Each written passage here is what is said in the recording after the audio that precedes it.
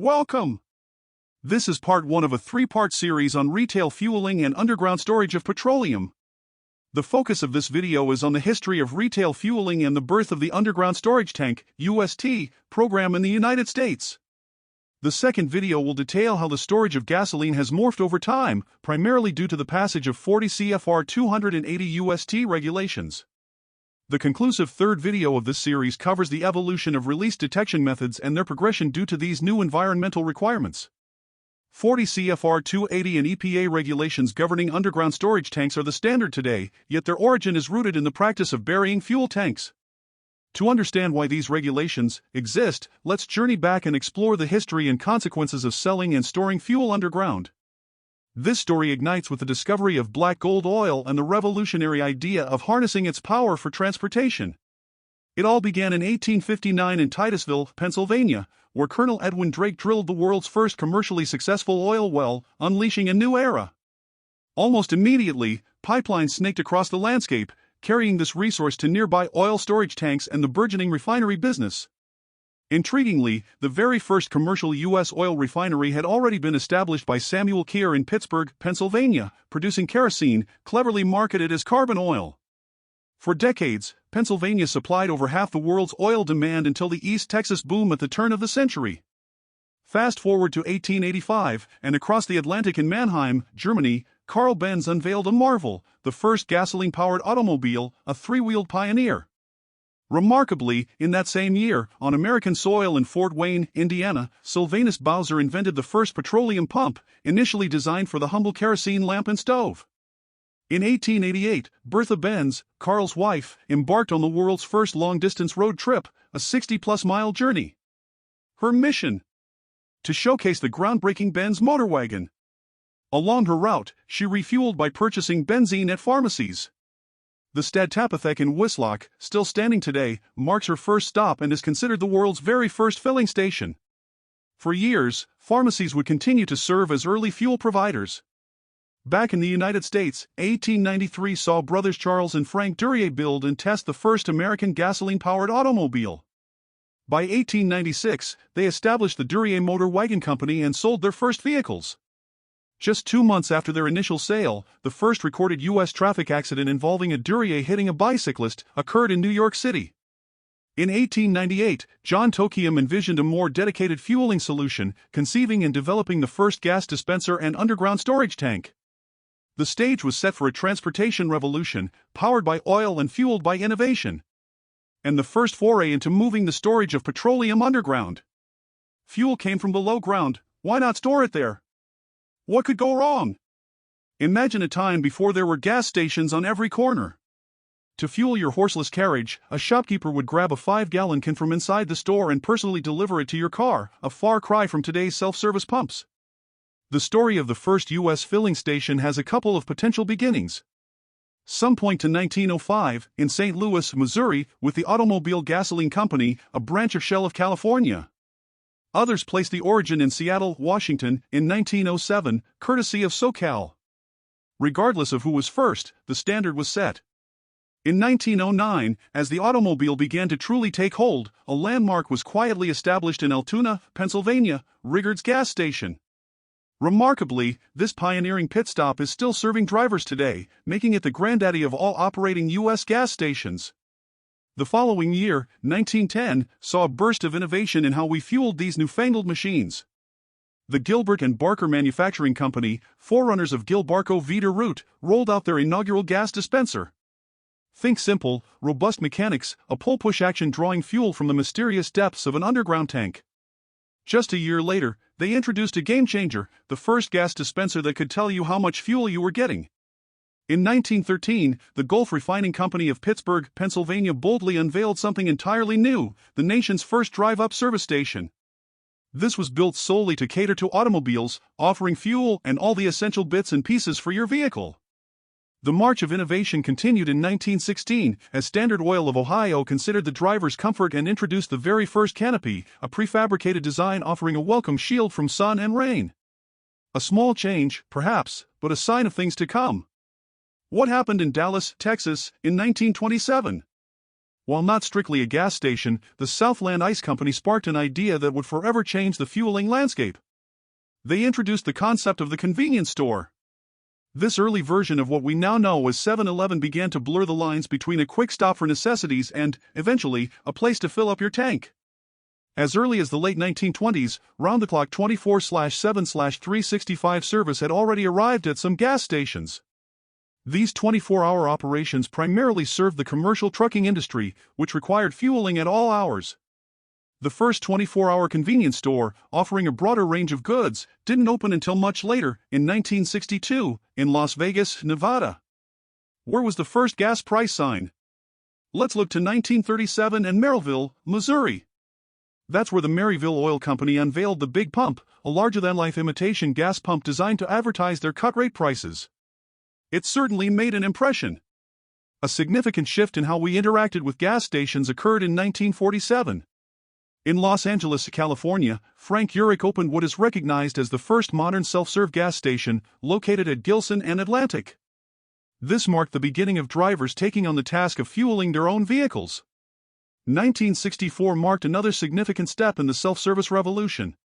On June 10 in Westminster, Colorado, the very first remote self-service gas dispensers were unveiled, promising even greater convenience for drivers. But remember, the idea of pumping your own gas in 1964 was radical, practically unheard of, and illegal in most of the United States due to state fire codes. Interestingly, even today, self-service remains prohibited in New Jersey and in scattered pockets of Oregon and Massachusetts. In 1973, the environment started taking center stage. The U.S. EPA issued regulations that mandated the gradual phase-out of tetraethyl lead, a known harmful additive in gasoline. This was a clear signal of a growing national awareness of environmental responsibility. Several fuel additives, lead, MTBE, and recently, ethanol, have been introduced to and removed from the fuels market. 1986 brought with it a convenience we now consider commonplace: pay at the pump.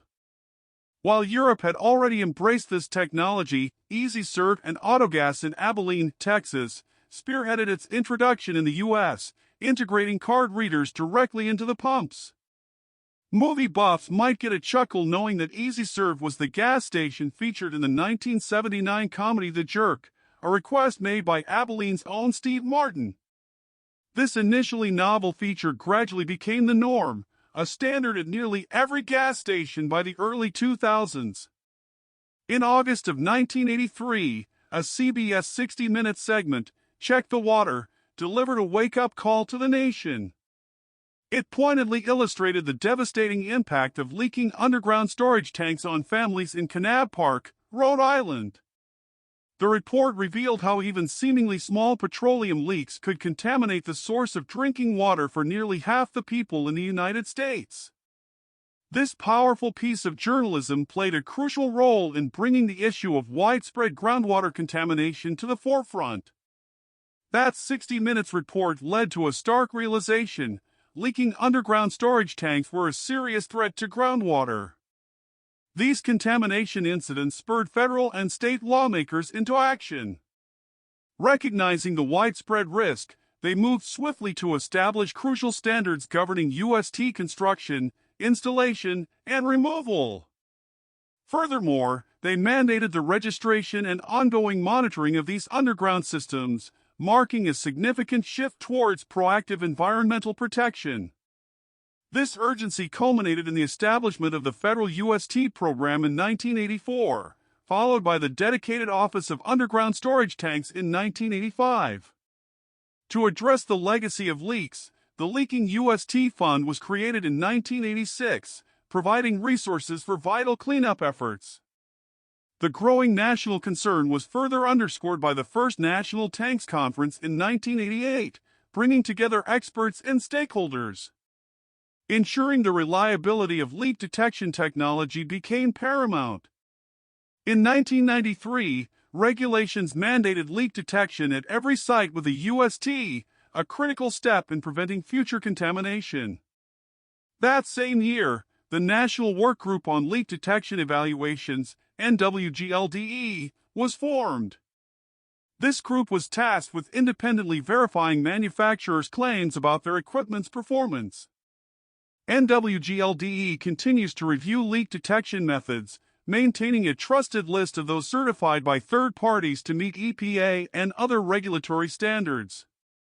Finally, 1998 marked a crucial deadline. Any existing UST systems that hadn't been upgraded or replaced to meet the new standards had to be permanently closed, signaling a firm commitment to safer fuel storage. 1988 brought a crucial set of rules designed to safeguard our groundwater, the underground storage tank regulations. The EPA officially published these regulations in the Federal Register in September 1988, making them the law of the land. Recognizing the ongoing threat of leaks, these federal mandates required all UST operators to take proactive steps. They were given a decade, until 1998, to upgrade their systems with vital spill prevention and leak detection technologies. These regulations were built on a simple but critical principle: prevent, detect, and clean up. Operators were now legally obligated to prevent leaks from their tanks, swiftly detect them if they occurred, and be prepared to clean up any contamination quickly and safely. For over a century, from 1898 to 1998, countless petroleum releases from underground storage tanks went undetected, unreported, and largely ignored. The consequences of this long period of inaction were significant. However, with the establishment of the federal UST program, a concerted effort began. As of September 2021, the EPA and its dedicated partners, states, territories, tribes, and industry have successfully cleaned up over 500,000 releases from these old underground systems. This monumental effort has reduced the remaining number of UST releases needing cleanup to just 62,000. It's crucial to remember that these releases pose a serious threat to drinking water sources across the nation. By addressing these UST releases, the EPA is safeguarding our environment and protecting the health of millions of people. Wrapping up this episode, the 19th century saw the dawn of the automobile age, powered by petroleum, which in turn spurred oil production and the creation of essential infrastructure like fuel tanks, dispensers, and the first drive-up stations. Unfortunately, for over a staggering century, countless petroleum leaks from the storage of fuel in unregulated underground tanks went unnoticed, causing significant environmental damage and led to widespread groundwater contamination. This environmental crisis prompted the creation of critical federal UST regulations, demanding system upgrades and emphasizing ongoing maintenance. The establishment of the federal UST program marked a turning point, leading to the cleanup of over 500,000 releases, a vital effort to protect our drinking water supplies. Curious about how these fuels were stored? Our next video will explore the different storage methods used throughout history. And be sure to watch our exciting conclusion, where we'll unravel the crucial UST regulations and their powerful role in safeguarding both the environment and human health. If interested in more about this topic, the information used for this video was gathered from these websites. Find out more on how this issue has been rectified. I hope this information was interesting and useful. Thank you for viewing this video.